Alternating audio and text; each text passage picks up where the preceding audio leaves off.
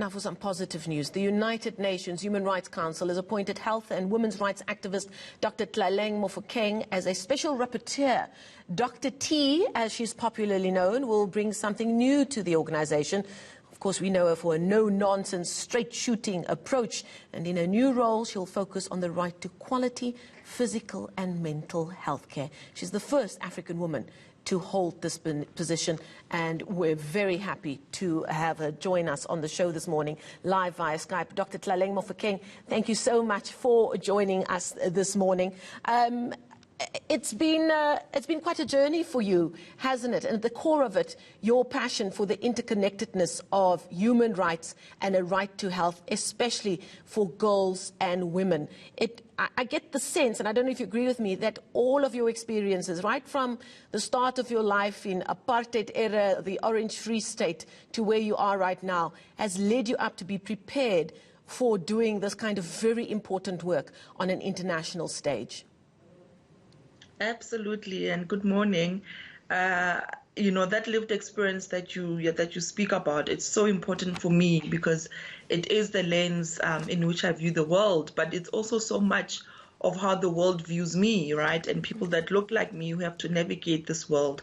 And I know for sure, you know, with all of the achievements and all of the work that I have done, that there are many more other black women like me who couldn't do all of these things and who didn't make it out of matric, for example, or tertiary education, or were extremely frustrated in the workplace, or other things happened to them and they were unable to have their dreams and their vision realized because of so many challenges that are far beyond you know, their creating. And it's important for me to use my work, my voice, my expertise in order to ensure that justice prevails in the world, and people like myself with the types of backgrounds like I have are able to more than just survive but actually thrive in this world.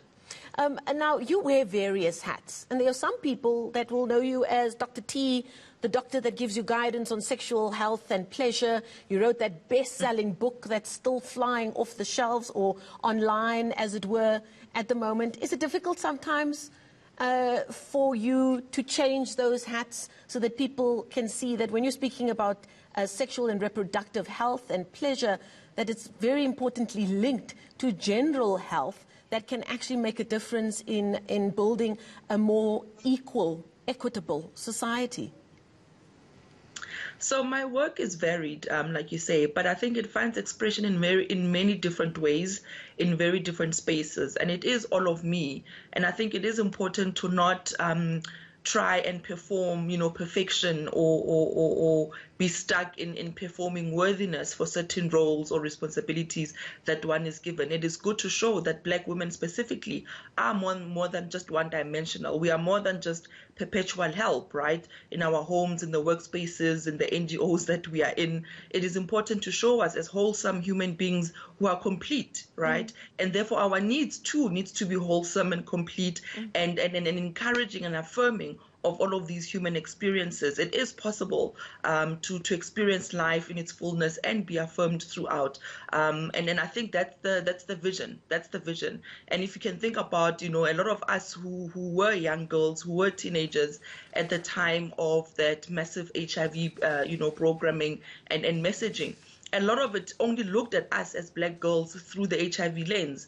So if no one was telling you to prevent HIV, close the legs, stay at school, there wasn't much else that was said to you or about you as a black young girl. And I think that's where a lot of my own lived experiences and frustrations in how I engaged with the public health system informs a lot of my worldviews and has informed, like you are saying, the book. But it is really all for the same person. It is really all important that policy, the laws get translated into accessible services, and that those services are inclusive, and that those communities where people need to be accessing those services are safe and free from violence, and really focus on attainment of justice and health, like COVID has shown us. Without health and health for everybody around the world, we all have nothing. So it's in everyone's interest that everyone thrives, that everyone has quality access to medicines and healthcare.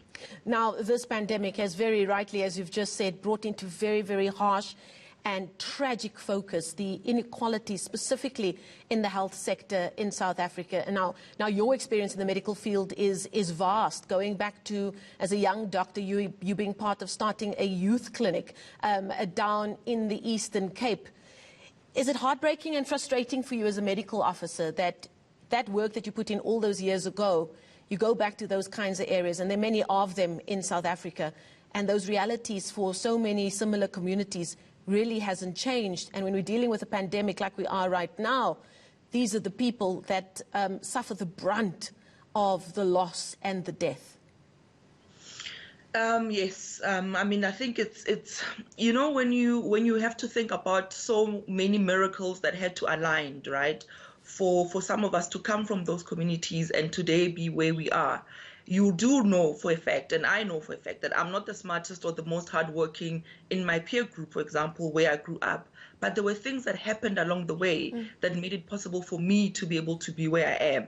And part of that was access to sexual and reproductive health and services. It was the fact that I knew that my body is mine and what consent is. I knew that if I needed contraception for whatever reason, I could get different options that were right for me, right? So all of those things are important. And we have to talk about the issue of violence in this country, but we also talk about, you know, the state of the economy as well. The fact that tertiary education is still very much inaccessible unless you are willing to go into huge debt, you know, as a person coming from those rural communities. So there's so much structural deficiencies and fault lines that we interpret as individual failures.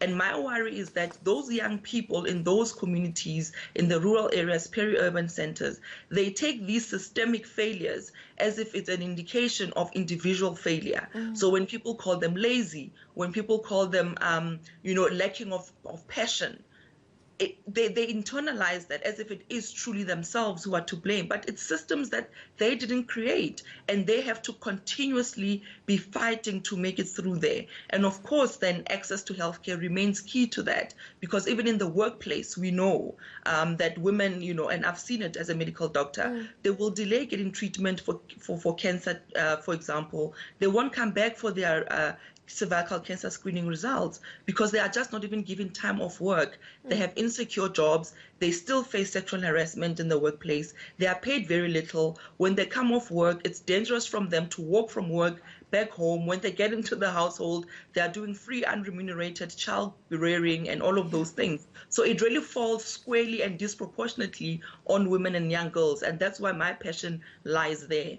And indeed, in your very powerful statement there, bringing together that interconnectedness between physical health and, so importantly, mental health as well. Now, Dr. T, you've now been appointed the United Nations Commission on Human Rights Special Rapporteur, Physical and Mental Health. It hasn't been an overnight process for you to be given the honor of this position, but it's not just an honor, is it? You are wanting to roll up your sleeves and get some work done and use this very important platform to change people's lives. What are you hoping to achieve? So my vision for my term is really to center vulnerability as a human right and as a part of the human experience, as part of humanity. And it's about the fact that because people are vulnerable or marginalized because of either race, class, gender, physical geography, migration, lack of access of water, electricity, doesn't mean, or violence, for example, doesn't mean that those people must be taken advantage of. It's to remind the member states of their responsibility and accountability for their citizens and encourage them and demand that all the solutions, whether it's legal reform, whether it's policy, whether it's service related, whether it's procurement or medical advancement or biotechnological, pharmaceutical development or research, that all of those solutions have to be around restoration of dignity. If you look everywhere around the world, the common denominator is human dignity. And I don't have to explain to you, you don't have to explain to me, you know what I mean. In every language in the world, you can translate human dignity. And we all have a feeling. We feel it when we talk about it. And it's to center all of those around human rights and really elevate the importance of ensuring that we take into account all the intersectionalities, but we actually start to look at the root causes. And my lived experience and the lens that I use when I look at the world is through the lens of a Black woman navigating the world and being the one who has to fight throughout all these different intersections, and of course think broadly about what it means, right, to be a transgender woman, to be an intersex person, to be a person who is differently abled, who needs to use mobility aid, but think of other different intersections and other people who are marginalized and recenter them from the margins, and demand that dignity be restored in every single platform, in every single intervention that's there. And not forgetting, philanthropists, because a lot of healthcare around the world, especially in the global south, has been handed over to philanthropy. And we need to correct a lot of that, because governments and member states are the ones that are responsible for the healthcare of their citizens. Man, I can't wait to hear your voice amongst all of those at the United Nations. Thank you so much for your time this morning, and we can only wish you everything of the best. Dr. Tlaleng Mofokeng speaking to us following her appointment as a Special Rapporteur to the United Nations Human Rights Commission.